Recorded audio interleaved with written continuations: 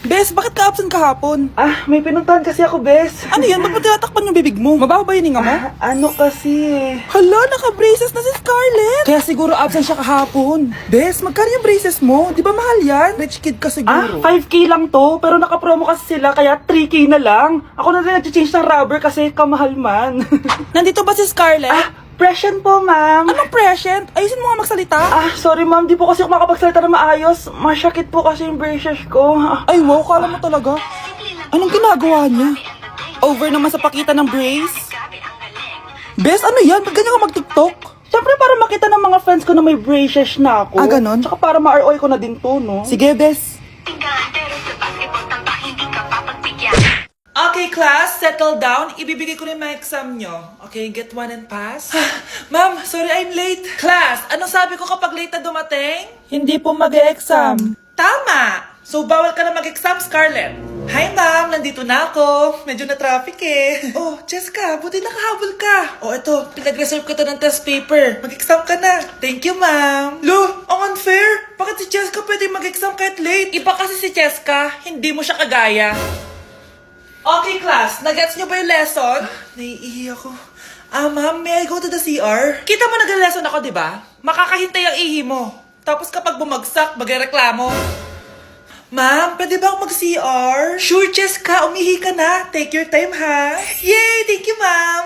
Ma'am, may favoritism ka. Kapag si Jessica, pwede. Ano ba meron sa kanya? Basta. Pwede ba? Huwag kang bastos. Nag-discuss ako, di ba? Okay, class. Next topic. Okay, class, ang bagong top 1 dito sa klase ay si Cheska! Ha? Ma'am, paano siya naging top 1? Eh, ako yung pinakamataas na grade sa aming dalawa. May mga special grades kasi siya at wala ka nun. Anong special grades? Yan ba yung pagbibigay sa'yo ng pera ng magulang ni Cheska? Kaya siguro favorite mo siya. Ano pinagsasabi mo, Scarlett? Alam ko namang mahirap tanggapin na natalo kita. Hindi ka patitigil, Scarlett, ha? Gusto mo dalhin kita sa principal's office? Sige, punta tayo sa principal's office. Ipapakita ko lang tong chat nyo ng magulang ni Cheska. Ito ebidensya, oh. Nagbigay sila ng 100,000 sa'yo. Burahin mo yan! Humanda kayong dalawa sa akin. Nandito ako sa Japan ngayon at titikim tayo ng Japanese convenience store snacks. Hulaan niyo kung saan ako pupunta, walang ganito sa Pilipinas. Grabe, the best talaga ang 7-Eleven sa Japan. Parang lahat ata ng gusto mong bilhin nandito na. Sobrang dami! Let's try this, oh. Ano kaya to? Mukha siya mochi. So, let's buy. Oh, may brulee sila guys, oh. Siyempre, add to cart. Parang sikat din to. Kainin natin guys, tara. Add to cart. Yakult ba to? Ang laki ng Yakult nila dito, oh. Add to cart.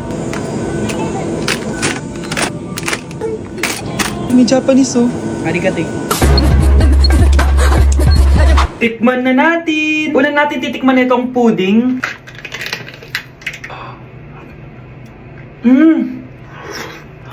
Lasa siyang lotion. Lasang lotion na! I'll give it 6 out of 10. Next, chips na lasang spinach pizza. Parang maanghang siya. Kalasa nga guys. Sarap. 7 out of 10 to. Yung kamay. Sa mga drinks naman, so first, ito. Alam niyo yung sa Kmart, yung banana na lalagay ko dyan. Ganun yung lasa niya, pero hindi masyadong matamis. So, 7 out of 10. Favorite. Next, ito guys, super cute na ito, kaya kinuha ko. So, parang siyang mochi. Pero di ko alam kung ito, wala kasi siyang English subtitle. Cute niya!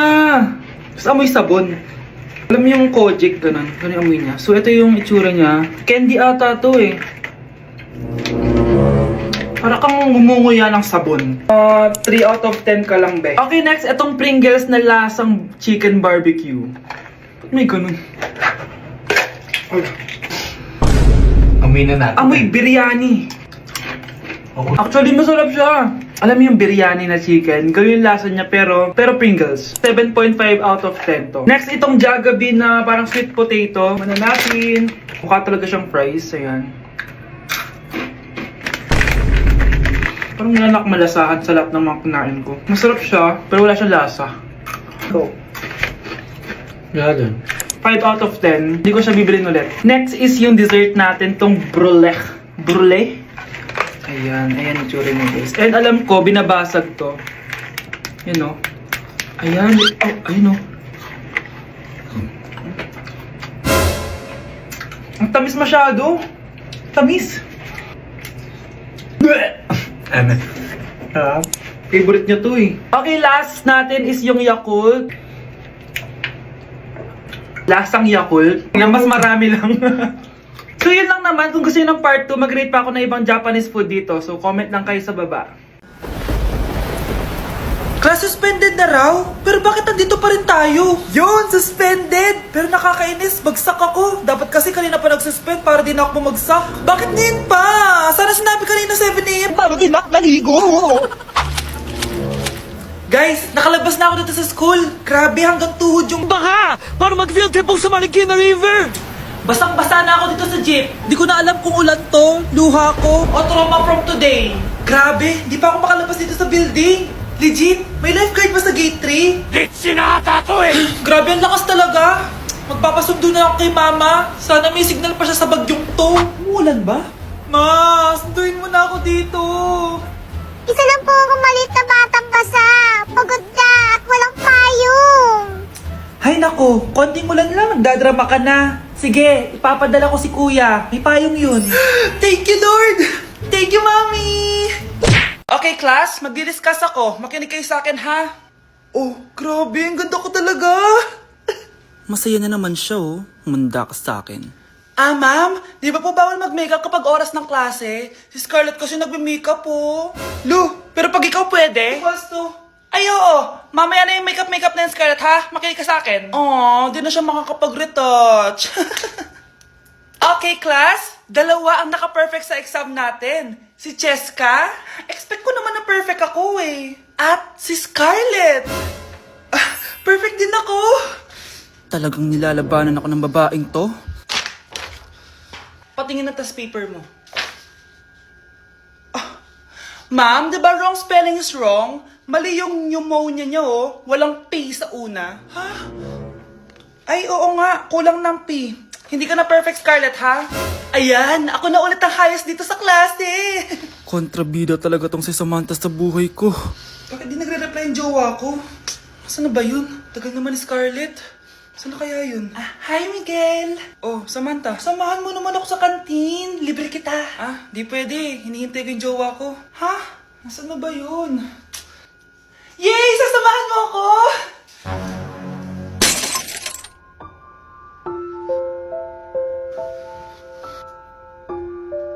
Ha? Wala naman ako sinabi! Scarlett? Mainis ka lang, dapat lang sa'yo. Lahat na lang kinukuha sa akin ni Samantha.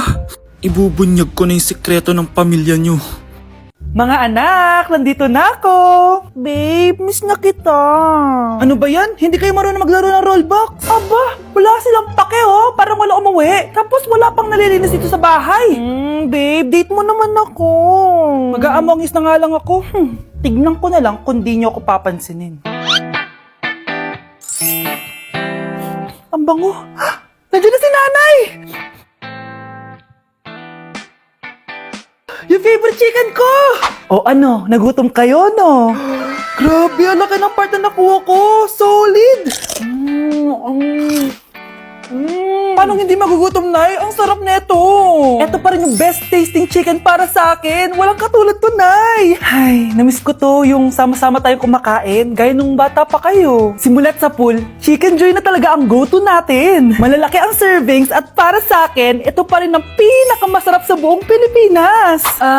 Nabusog ako, Nay. The best ka talaga. Babe, sa Jollibee tayo mag-date bukas, ha? O kayo, comment kayo kung bakit Chicken Joy pa rin ang go-to fried chicken nyo. Okay, class. The nomination for Muse is now open. Ma'am, I nominate myself. Subukan nyo mag-nominate ng iba. Pa-main character talaga siya, oh. Ma'am, I nominate Scarlett. Hala, maglalaban sila. Ooh, ang dalawang magkaribal. Ay, nako. For sure, mananalo ako. Let's fight fair and square. Okay, we have 2 candidates. Unang tanong, anong meron sa inyo na wala sa kalaban nyo? Ang bagay na meron ako at wala siya ay yung mga mansyon namin. Mamahalin namin na sasakyan, mga luxury bags. For sure, wala siya nun. Ang bagay na meron ako at wala siya ay ang mga taong nagmamahal at sumusuporta sa akin. My family, my friends. Walang kwenta ang yaman kung walang nagmamahal sa'yo. Oh, burn! For my final question, Bakit ikaw ang deserving maging muse? Obvious naman, di ba? Maganda ako, sexy ako. Ano pa bang hahanapin niyo sa akin? I believe that being a muse is being a good role model. I am confidently beautiful to show the classroom, the school rather, that I have what it takes to be a good role model. And I thank you. We love you, Scarlett! Itaas ang kamay kung boto kay Cheska. Okay? Itaas ang kamay kung boto kay Scarlett. Okay, Cheska! Panalo ako! Pwede ka nang bumalik sa upuan mo! Meron na tayong bagong muse! Si Scarlett! Deserve!